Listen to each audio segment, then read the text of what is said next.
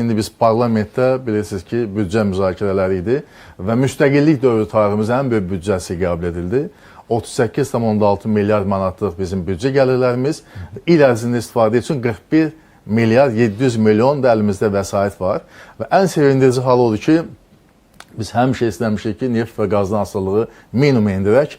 Bax, 2022-ci ildə Azərbaycan, deməli, Azərbaycanın ümumi daxili məhsulun formalaşmasında 52% neft-qaz sektoru idisə, 52% daha doğrusu qeyri-neft-qaz sektoru idisə, 2025-ci ildə bu 72%dir, 2029-30-cu il reallığında onu 80%-ə çatdırma hədəflənib. Yəni bizim maliyyə imkanlarımız yüksəkdir və onu da nəzərə alın ki, biz tarixi zəfər imza atarkən bizim hərbi büdcəmiz 1,9 milyard dollar idi.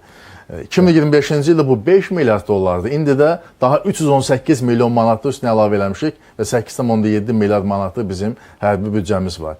Yəni biz sülh istəyirik, sülh yolunda gedirik və bu Ulu Öndər Heydər Əliyevdən gələn bir siyasətdir ki, biz hər zaman sülhə sadiqik və Ulu Öndər Heydər Əliyev bu istiqamətdə misilsiz işlər gördü.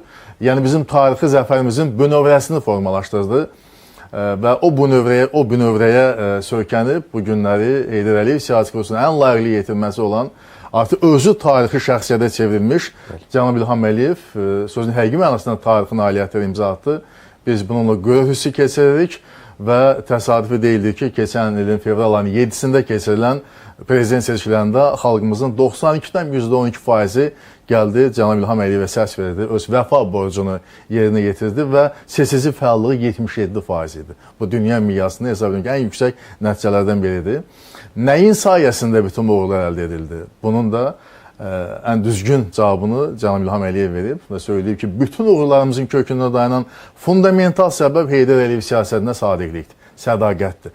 Həmin siyasət bizi qələbələrə aparmalı idi və apardı da və gələcəkdə də aparacaq.